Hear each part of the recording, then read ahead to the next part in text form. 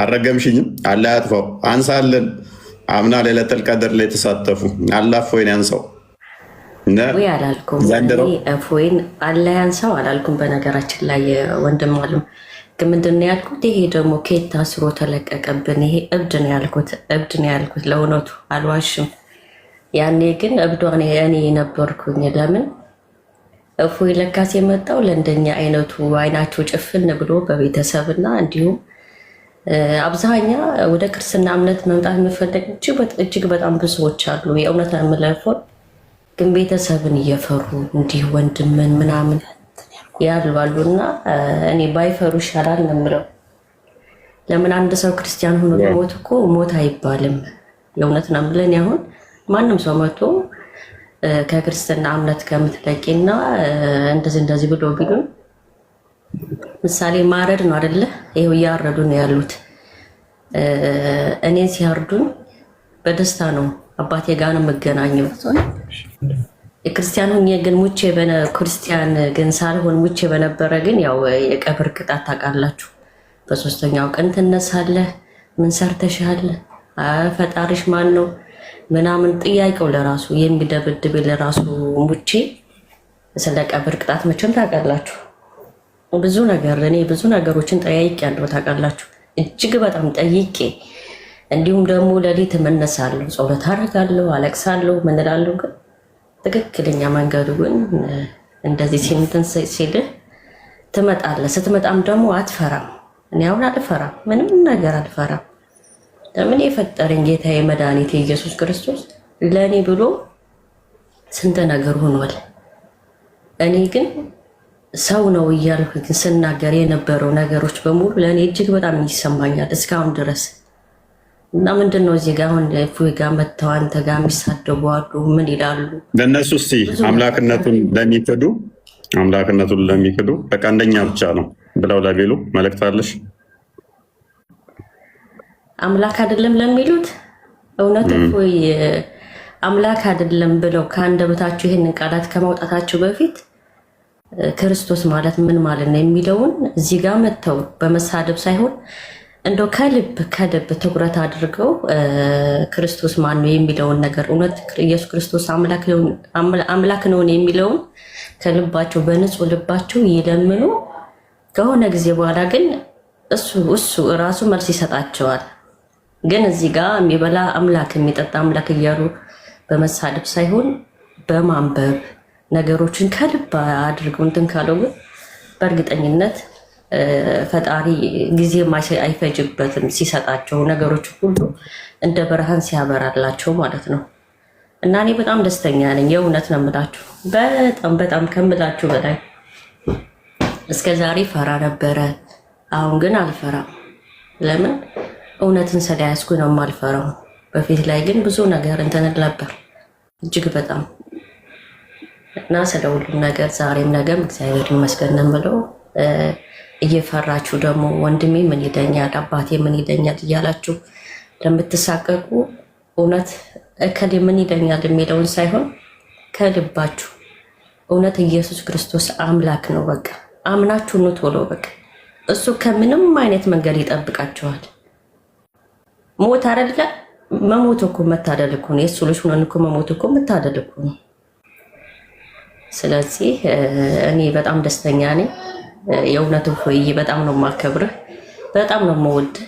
ለምን አንተ በጀመርከው ነው እኔ በነገራችን ላይ ወደዚህ መንገድም የገባሁትም።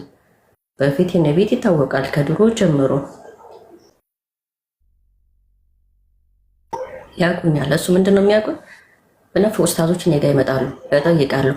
የአንደኛው ኡስታዝ የሚተፈስረውና የአንደኛው አንድ አይደለምና የሁለቱም ሲጋጭብኝ ሁለቱንም ኡስታዝዬ እያልኩኝ እያባበልኩኝ ይጠይቃለሁ። ያው ይመልሱልኛል።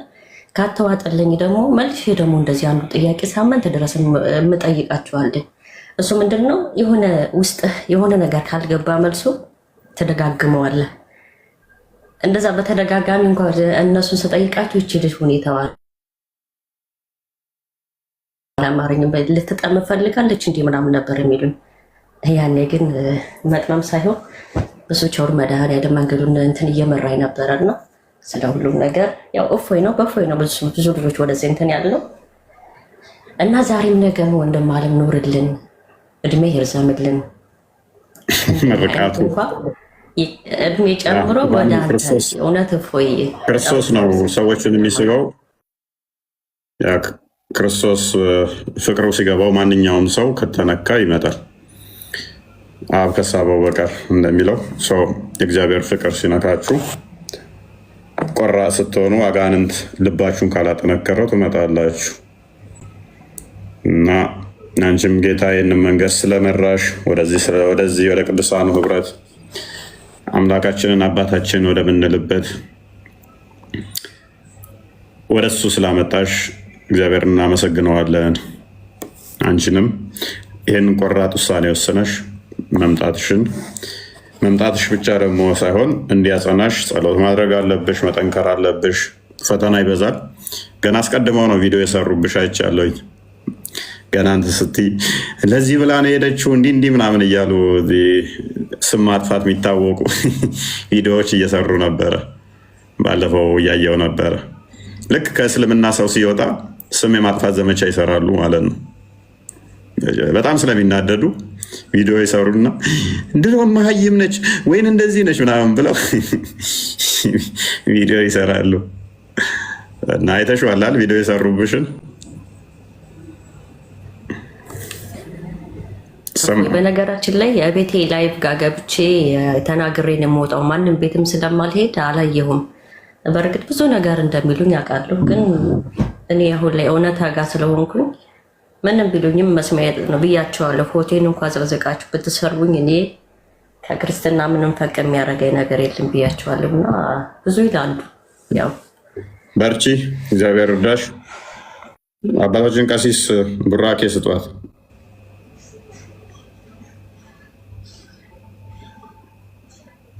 በጣም ደስ የሚል ነው እህታችን። በጣም እግዚአብሔር የተመሰገነ ይሁን። እንኳን እግዚአብሔር ረዳሽ ከጨለማው ወደሚደነቅ ብርሃን፣ ከሞት ወደ ሕይወት፣ ባዶ ከሆነው ምንም ከሌለበት እግዚአብሔርን ወደ ማወቅ ለመውጣት አንቺም ጨክነሽ በመወሰንሽ ወደዚህ ክብር በመድረስሽ በጣም ትልቅ ነገር ነው። ለሌሎችም ምሳሌና አርአያ የምትሆኚ ትልቅ እህት ነሽ። ንግግርሽን እየሰማው ነበር ቅድም። በጣም በሳለሽ። ያው ክርስትና ብዙ ፈተና አለው፣ ብዙ መከራ አለው። የመስቀል ጉዞ ነው፣ ግን ፍጻሜው ያማረ ነው። ዘላለማዊ ሕይወት ነው፣ ዘላለማዊ ክብር ነው። በምድርም እግዚአብሔርን ደስ በሚያሰኝ ሕይወት እንመላለሳለን። በሰማይ ደግሞ የሚጠብቀን የዘላለም ሕይወትና ክብር ነውና ለዚህ ትልቅ ሕይወት እግዚአብሔር ስለጠራሽ ስለመረጠሽ እግዚአብሔርን እናመሰግናለን። ወንድማችን እፎይ እንዳለው ፍጻሜሽን እግዚአብሔር ያሳምር፣ በቤቱ ያጽናሽ፣ በፈተና ሁሉ የምትበረችበት የምትጸኝበትን ኃይል እግዚአብሔር ደግሞ ይሰጥሻል። ወደ ቅዱሳኑ ህብረት ነው የመጣሽው። የሚያጽናናው የሚያበረታው ወደ እውነት የሚያደርሰው መንፈስ ቅዱስ ደግሞ ልብሽን ይጠብቅልሽ። በጣም በጣም ደስ የሚል ነገር ነው የሰማሁት። እኔ በጣም ደስ ብሎኛል። ለዚህ ሁሉ እንግዲህ ደግሞ መነሻው ወንድማችን እፎይ፣ እዚህ ያላችሁ ወንድሞች እህቶች፣ ሁላችሁም እስልምና ንጽጽር ላይ የምትሰሩ በጣም በጣም ትልቅ ዋጋ ነው እየከፈላችሁ ያላችሁት። በዚህ አጋጣሚ ስለ እናንተ እግዚአብሔርን እናመሰግናለን። እግዚአብሔር ከዚህ የበለጠ ብርታት እንዲሰጣችሁ፣ ጥበብ፣ እውቀት፣ ማስተዋል እንዲሰጣችሁ፣ ትዕግስቱን እንዲሰጣችሁ። ማንም ሰው መቆየት የሚፈልግበት አይነት አገልግሎት አይደለም። እውነት ለመናገር በነፍስ ተወራርዶ የሚገለገል አገልግሎት ነው እና ወንድማችን እፎይ ይበርታልን። ሌሎቻችሁም እዚህ ያላችሁ ሁላችሁንም እግዚአብሔር ያበርታችሁ። ከዚህ የበለጠ ነፍሳትን ወደ መንግስቱ የምትጨምሩበትን አገልግሎት ነው የጀመራችሁት። እስከ መጨረሻው ደግሞ ጸንታችሁ እንድታገለግሉ እግዚአብሔር ያግዛችሁ እና ሙስሊሞች ወደ እውነት ኑ። እግዚአብሔር ይወዳችኋል። ክርስቶስ ለእናንተ ነው የሞተው። ስለዚህ ወደ እውነትና ወደ ህይወት እንድትመጡ ነው እየተጠራችሁ ያላችሁት። ስትወያዩም ደግሞ አትሊስት እንደ ሰው በሰላም በትህትና በመልካም ንግግር ተወያዩ፣ አትሳደቡ። ወንድማችሁ እፎይን በጣም ይወዳችኋል፣ አክብሩት። ሌሎቻችሁም ክርስትና ፍቅር ስለሆነ ለእናንተ የሚያሳዩትን ፍቅር እንኳን አይታችሁ እንድትመጡ ነው የሚያደርገውና ይህንን ተረድታችሁ ሳይመሽ ወደ ብርሃኑ እንድትመጡ ሁላችሁንም ነው እንግዲህ የምንጠራችሁ። እኛ እግዚአብሔር ይወዳችኋል፣ ክርስቶስ ይወዳችኋል፣ ሞቶላችኋል። በጨለማ አትመላለሱ፣ ወደ ብርሃኑ ኑ ነው የምንለው። እግዚአብሔር ያክብርልን። ፎይ በርቼታችን። እሺ፣ እግዚአብሔር ከአንቺ ጋር ይሁን።